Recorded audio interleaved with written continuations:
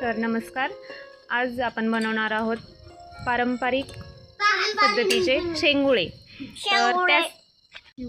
तर त्यासाठी लागणारं साहित्य आहे हिरवी मिरची, लसूण, बारीक चिरलेली कोथिंबीर, कढीपत्ता, जिरे, नंतर आहे हळद, चवीनुसार नमक, नंतर आहे आपल्याला ज्वारीचं पीठ, नंतर लागणार आहे हरभरा डाळीचं पीठ आणि नंतर आहे गव्हाचं पीठ। तर ज्वारीचं पीठ हे 1 वाटी घेतलेलं आहे आणि डाळीचं पीठ 1 वाटी आणि त्याच्यानंतर गव्हाचं पीठ हे 2 वाटी घेतलेलं आहे। आणि हे पारंपरिक पद्धतीचे शेंगुळे आहेत। तर तुम्ही आपापल्या इच्छेनुसार क्वांटिटी कमी जास्त करू शकता, त्याच्याविषयी काही नाही। तर आणि आपलं मिरची, जिरे आणि लसूण जे आहे ते आपण त्याची पेस्ट केलेली आहे। त्याच्यानंतर हे आपल्याला एकत्र एकजीव करून घ्यायचं आहे, मळून घ्यायचं आहे।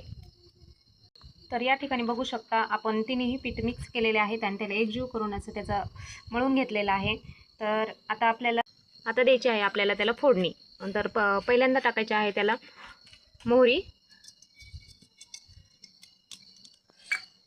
मोहरीला तडतड नाचून द्यायचं। नंतर टाकायचे आहेत जिरे कडकड वाजले की आपल्याला त्यामध्ये ॲड करायचं आहे लसूण। मोहरीचं नाचून झालेलं आहे आणि जिरे बी तडतड करू लागले, तर आता ॲड करायचं लसूण। लसणाला चांगला लालसर कलर आला की आता ओतायचं पाणी, त्याला असं मिक्स असं हलवून घ्यायचं।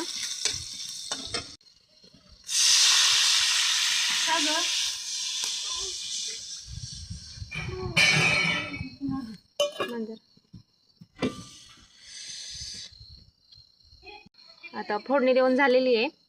आता तोपर्यंत बनवणार आहोत शेंगुळे आणि पाण्याला उकळी फोडली की लगेच आपण त्यामध्ये शेंगुळे टाकणार आहोत। यामध्ये थोडीशी हळद ॲड करायची। हळद ही फोडणीत न टाकता वरतूनच टाकायची, कारण फोडणीत टाकल्यावर पाणी उकळल्याच्या नंतर ते लाल होते। नंतर आहे चवीनुसार मीठ। अशा प्रकारे शेंगुळे त्याला बनवून घ्यायचे।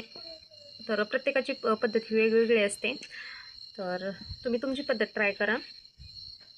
चला, तर आपले शेंगुळे तयार करून झालेले आहेत आणि आमच्याकडे अशीच पद्धत वापरतात शेंगुळे बनवण्याची। तर तुमच्याकडे कशी वापरतात ते नक्की कमेंट करायला विसरू नका। आणि आता टाकूया आपण या पाण्यामध्ये आणि 10 मिनटं त्याला बॉईल करायला उकडायला ठेवायचं। तेल झणझणीत आणि एकदम चविष्ट, एकदम असं पारंपरिक पद्धतीचे शेंगुळे। तर असेच पारंपरिक पद्धतीचे हे शेंगुळे आहेत, खूप टेस्टी आणि खूप असं गावाकडची त्याला गावरान असं टेस्ट चव आहे। तर नक्की ट्राय करा। आणि आता याला 10 मिनटं आपण उकडून देणार आहोत आणि उकडल्याच्या नंतर बघू शकता फायनल लुक खूप सुंदर आणि एकदम सोप्या पद्धतीचे आहे। नक्की ट्राय करा। आणि झालेले आहेत, आता हे आपण एका प्लेटमध्ये काढून घेणार आहोत।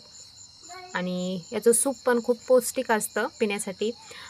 कोणाला जर सर्दी घसा दुखत असेल तर हे पिण्यासाठी खूप छान असतं, त्याने लगेच फरक पडतो। तर नक्की ट्राय करा। तर सुंदर असं शेंगुळे आपले तयार झालेले आहेत आणि त्याचं सूप पण तयार झालेले आहे। हे खूप पौष्टिक असतं।